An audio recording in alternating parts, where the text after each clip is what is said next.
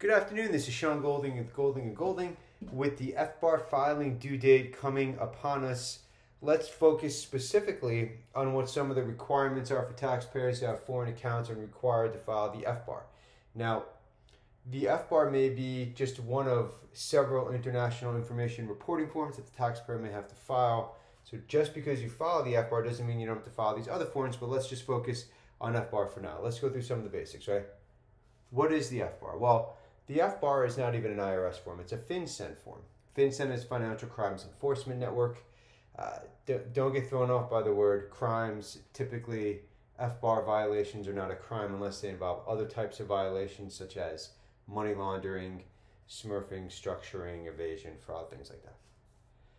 So taxpayers who have more than $10,000 in annual aggregate total are required to file the form.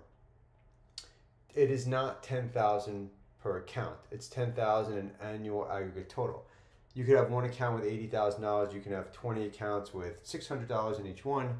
Even if they're dormant, even if they're inactive, if the total value is above $10,000 combined, then you have to report. Common misconception is that FBAR is just for bank accounts, but that's not true. It's for all different types of accounts: investment accounts, securities accounts, mutual fund accounts, foreign ETF accounts, pension plans, and certain life insurance policies that have a surrender value.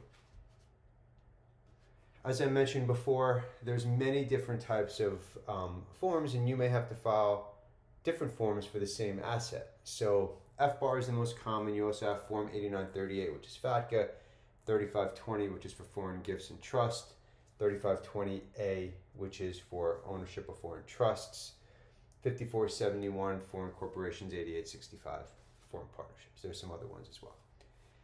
So let's go first the three important basics about FBAR, right? One, more than $10,000 annual aggregate total. That's important because a lot of times people will approach it and say, oh, I have 10 accounts and they all have $8,000 or $9,000 in it, so I didn't file it, but that's not how it works.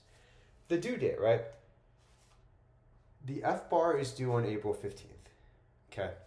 But it's on automatic extension right now, which means taxpayers have until October to file the form. There's no extension. You have to file like a 4868 or a 7004. Those are not required for an extension. So another common question we get is, what happens if I don't have to file a tax return? So you're a U.S. person, let's say, and your threshold, the income you have doesn't exceed the threshold for having to file a tax return, but you have more than $10,000 in annual aggregate total. Do you still file the FBAR? And the answer is yes.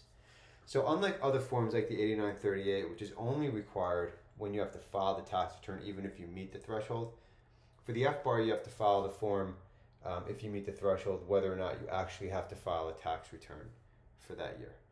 A couple more important facts that we see common issues that impact the filing requirements. Let's say you have a joint account with a non-U.S. person. Do you still have to file the FBAR? The answer is yes. So Joe lives in the U.S., his brother lives overseas. They have a joint account. That account has $100,000 in it, but the majority of the money is the brother lives overseas. You still need to file the form.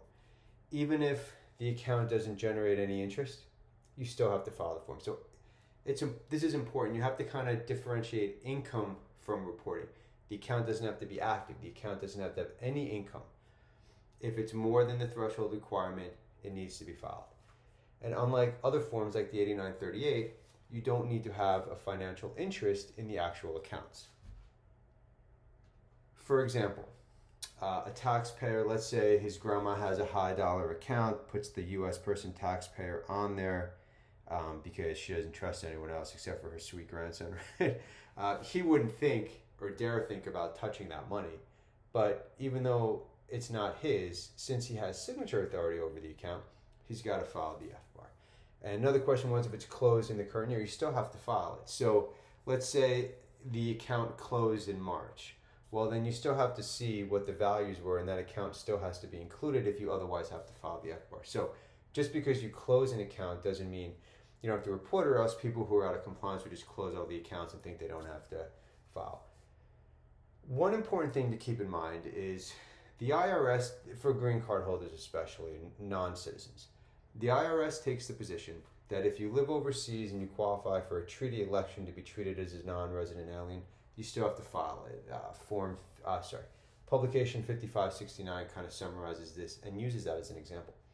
But there was a recent case, ROS Day, in which it's in California, and the court said no, Taxpayer shouldn't have been penalized because he shouldn't have had to file the FBAR because he qualified as a non-resident alien under the treaty. So something to keep in mind if you're listening to this and you're a green card holder, you live outside the United States. For taxpayers who only just learned about the filing requirements and realize that they have several years of prior missed FBARs, before filing the current year, you want to get into compliance for the prior year to avoid a quiet disclosure. And the IRS offers various amnesty programs. If you're willful, you do VDP, which is now for offshore and domestic.